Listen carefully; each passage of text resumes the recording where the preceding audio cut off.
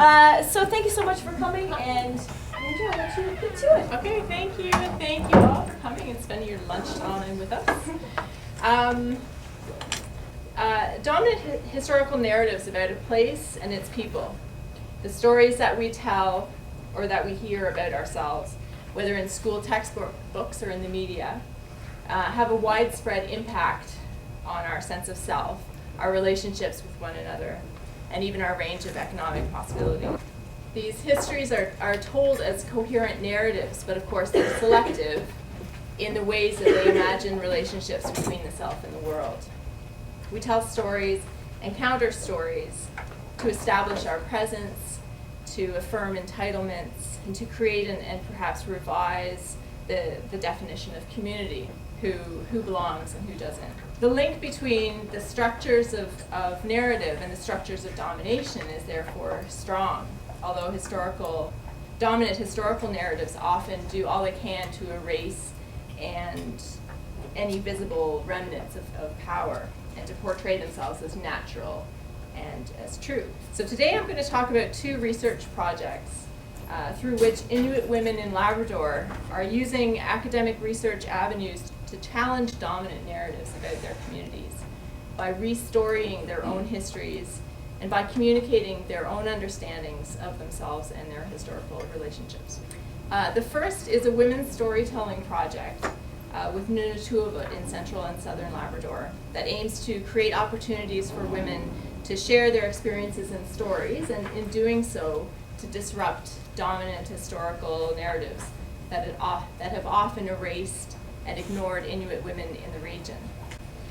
And the second project is an effort to celebrate the history of women's leadership in Nunatuavut in northern Labrador. So both are projects that were initiated by women in these communities with the goals of reframing the public's understanding of the social history of the region and of initiating discussions in their own communities about local understandings of historical and current societal relationships. Both projects originated in reaction to the impact of settler colonialism on women in Labrador. When settlers come to stay on Indigenous lands, the tensions that arise manifest themselves in various ways, one of which is what Patrick Wolfe calls the logic of elimination or the logic of replacement. So the desire for lands and resources drives settlers to attempt to eliminate Indigenous peoples through either physical elimination in the form of genocide and violence, or through conceptual elimination by creating historical narratives that render Indigenous people invisible, disappeared, inauthentic, or somehow illegitimate as Indigenous people. Once Indigenous presence has been erased through whatever means, through conceptual or through physical, it can be then replaced by legitimate settler authority. And of course, the settler-colonial project is always incomplete, always a struggle. But the impact of this settler violence on various groups, including Indigenous women, is different and often greater than it is on other subsections of the population. The combination of racism, sexism, and settler colonialism have affected Inuit women in Labrador in specific ways that often differ in Nunatuavut and in the Nunatuavut region. But through both of these projects, Inuit women are confronting these structures and are asserting their own interpretations and their own histories. So just a bit of background about why I'm calling this talk Daughters of Mikak, which is the title of the Nunatuavut research project. Mikak was an Inuit woman who lived from approximately 1740 to 1795. And this was a time when the violence between Inuit and Europeans and Americans was preventing the expansion of the British fishery in southern Labrador. And it was a time when the British government was discussing with Moravian missionaries the possibility of establishing Moravian missions in the northern part of Labrador in the attempt to draw Inuit up to the north and away from this lucrative fishery in the south. So Mikak was part of a group of Inuit who hosted the Moravian missionary Jens Haven in 1765, the same year of the British-Inuit Treaty in Chateau Bay. 2 years later, she was captured by the British, taken to St. John's and then to London, where she met with and impressed many prominent people, had her portrait taken, was given various gifts, including a dress by the Dowager Princess of Wales, before she returned to Labrador. And then in 1770, missionaries met Mikak and her husband Tuglabina, again in central Labrador, and Mikak guided them up guided the Moravians north to Nain, where they established their first mission post. So she's a really fascinating, very complex historical figure. And she spent her life in both northern and southern Labrador. But she returned to Nain in 1795, where she died at the age of 55. So there are a number of people who've written about Mikak. She's quite a prominent figure in Labrador history. So Mikak lived on both the north and the south Labrador coast, though, at this point in time.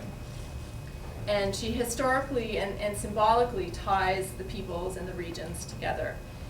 Because after her time, and in part because of her role in facilitating the establishment of the Moravian missions, the stories of the North Coast and the South Coast become very different. So missionaries, the economics of the fishery, settler migration, and developing ideas about indigeneity impacted the regions quite differently over time, despite this shared history during much of Mikak's lifetime.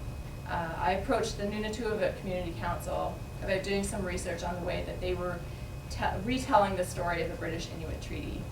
And they said, well, that sounds interesting, but actually, we want to start doing some research on women's history on the South Coast, so why don't you work with us on that instead? So I said, sure, okay, that sounds great. So I started planning some research with Amy Hudson, who I'm sure many of you know. Amy is a PhD student from Black Tickle, and she works with Nunatuavut as a researcher. We are also joined by Sylvia Moore, and she's an expert in Indigenous methodologies and in storytelling.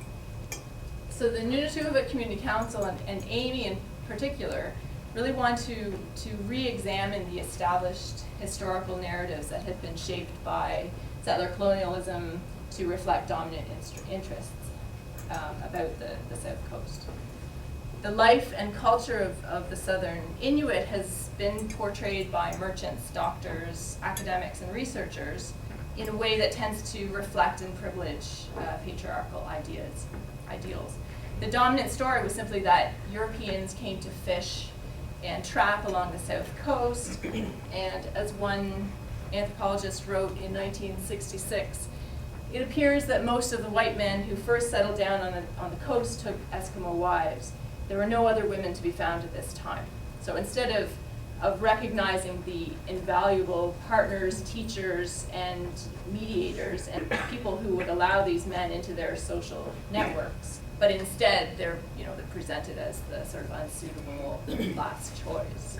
And the families and children of these partnerships were similarly denigrated by Moravian missionaries in the north, who criticized these Southlanders as being degenerate. They called them degenerate Eskimo because they ate European foods and rarely ate seal meat. So they had all these characteristics that they used to define what constituted Inuit, and these Southlanders were not that. So this comparison to Northern Inuit, though, was part of the Moravian effort to show that they were doing noble work in protecting the real Inuit to the north, and that other Inuit in Labrador had ceased to exist. So that it was part of the Moravians' narrative. It seems quite certain, wrote Moravian Reverend Peacock in 1947, it seems quite certain that had the brethren not established trade upon the northern part of the coast, the Eskimos would have shared the fate of their brethren and sisters on southern Labrador, who today are practically extinct. So the stories of the families of Inuit women and their descendants, and the dominant judgments about their indigeneity or their lack of indigeneity, therefore becomes quite a gendered story, in which women's roles in creating and forming the new indigenous mixed ancestry society of the South Coast were minimized. Moravians and others used these imperial notions of racial purity and indigeneity to further their own goals and to enact the logic of elimination through repressive authenticity. So we can see this process continue today as some anthropologists still talk about a continuum of Inuitness along the coast.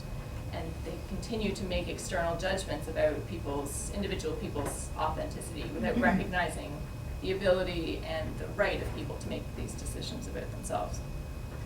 So as a consequence, the female Southern Inuit voice and more diverse versions of indigeneity have been minimized and in some cases erased from the process of history making. So our project over the last year with Nunatuavut has been, and this is a horrible picture, but that's what I could find, has been to work with community members to explore how Southern Inuit women in particular can restory their own histories and revise dominant narratives that have enacted violence through their silences and erasures. So we held focus groups and workshops in coastal communities and in Goose Bay. And this is a picture of one of the workshops we held in Goose Bay. We were trying to put up a tent. And we talked to many women individually about their experiences and their knowledge of the women's history of the region.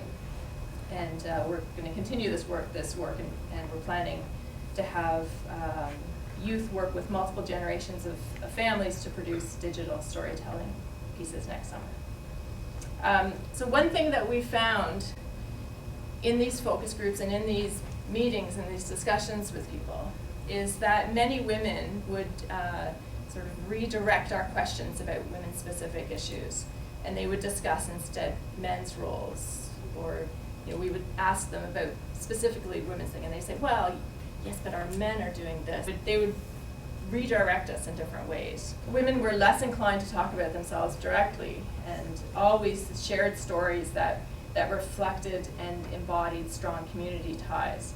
So people were very reluctant to be in the spotlight as an individual or to highlight themselves over other people in a way that they felt diminished other people.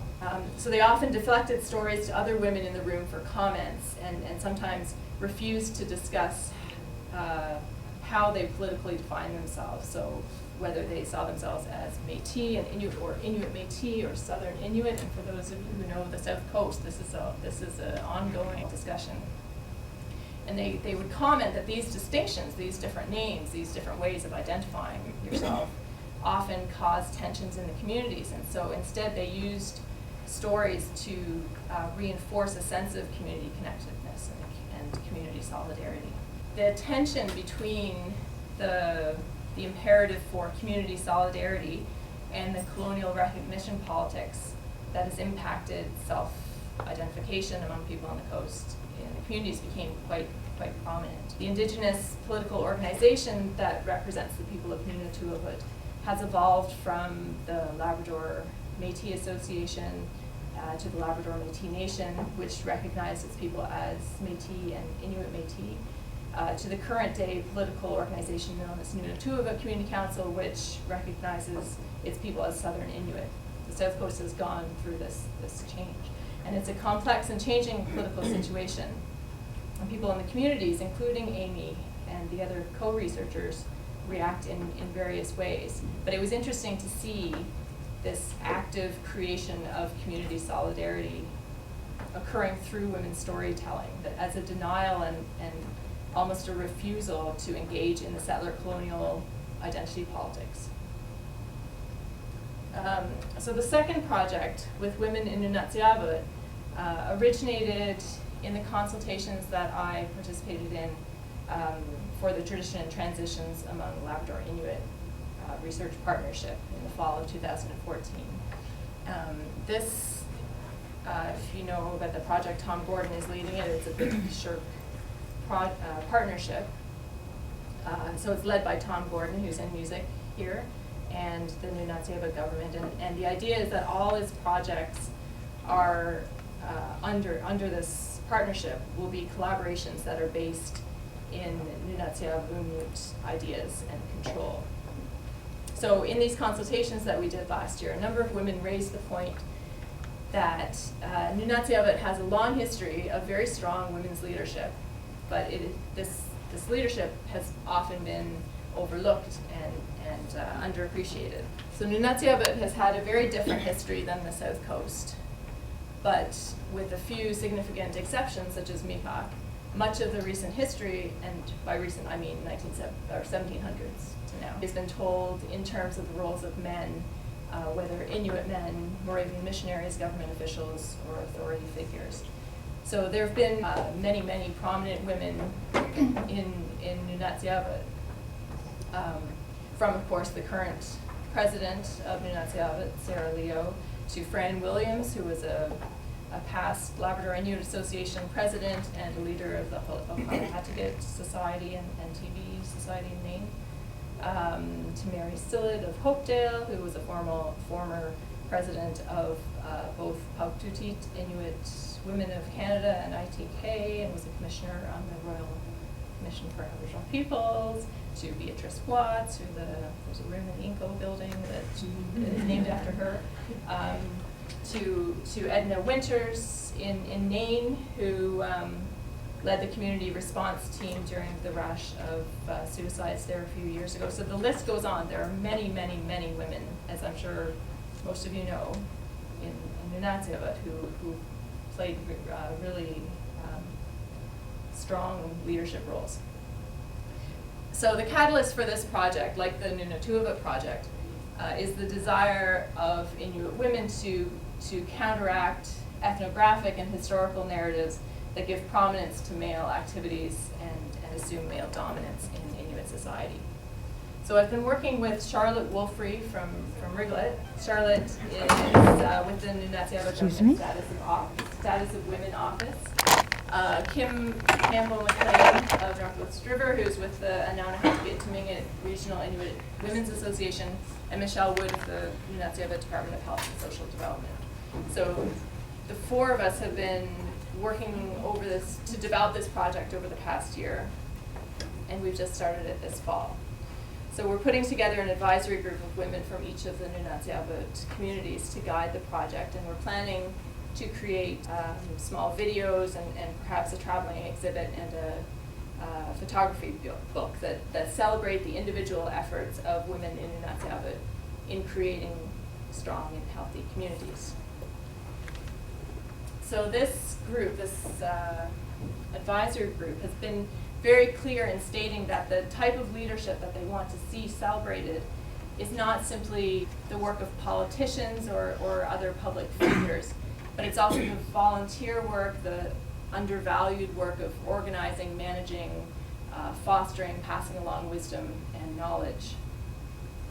So we're looking to celebrate the efforts of contemporary and historical women to document the history of the women's movement in Northern Labrador and talk about the ways in which women's leadership can be further supported. This project is very much strength-based, but its positive approach does not ignore, it's not meant to ignore or obscure the often difficult issues that are at the forefront of community discussions. So instead, this project is meant to complement work on difficult issues such as violence, sexual abuse, problems with the justice system, housing, etc., all these issues that people are discussing. As it's often the women who are dealing with these issues who are the ones that this project seeks to celebrate. So the focus here is on the wisdom and the experience that community leaders have gained through their efforts, and to appreciate and foster the abilities and the capability of young people to follow in their footsteps. So this project is at its early stages, and I'm not sure where it will go, where the advisory group will take it. But there are a number of interesting aspects that I know will come out of it, and I'll just touch briefly on one here. Some women in the consultations commented on how ideas about Inuit traditions are somehow used in attempts to control women, and how there's sometimes a tension between ideas about Inuit culture and women's interests. So just to give you a very dated example of this, during the Northern Labrador Women's Conference, 1978, Mary Sillett and some other women were discussing gender roles in traditional Inuit society. And the lawyer for the Labrador Inuit Association at the time, Jeff Lester. So after this discussion, Jeff pipes up and he says, Jeff noted that a number of very serious questions faced women in Labrador. If in the past, Male and female roles were defined in Inuit society so that men went out hunting and women cleaned skins, cooked, and made boots and clothing. Then Inuit women will have to think very seriously about, for example, equal pay in the fish plant. Men might feel humiliated for very good reasons if women earned more than them at the fish plant, or if women are working in summer while men are unemployed. Inuit values might be undermined because women, rather than men, are keeping the family together on their income. Serious thought will have to be given if LIA, if Labrador Inuit Association, manages to get control over education, whether or not women would want to be on the education board because their husbands might see their involvement as a challenge to male authority. So he's later very harshly put down by the other women in the conference for those opinions. But there it is. I mean, it's just an interesting example of ideas about Inuit tradition, Inuit culture being used in very controlling and political ways. And according to some of the women that we were talking to in these consultations, these issues seem to have some bearing today too. So as these two projects illustrate, both Northern and Southern Inuit are heavily embroiled in ideas about what constitutes Inuit tradition, whether it's characteristics that are used to exclude people and to render their indigeneity erased, or whether it's used in attempts to control certain groups, like this Jeff Lester example. And I think there's also a risk with the Nunatsiavut project in applauding volunteer work and women's roles in maintaining strong social community networks to such an extent that it creates an assumption that Inuit communities have strong social support networks and therefore government supports can be cut back. So both of these projects demonstrate the attempt by both Northern and Southern Inuit women in Labrador to restory and retell their histories by actively engaging in discussions with the dominant historical narratives. Both are doing this from a position of strength and pride, which has made me reflect on what Eve Tuck and Wayne Yang have recently argued in their 2014 article about the relationship between social research and settler colonialism.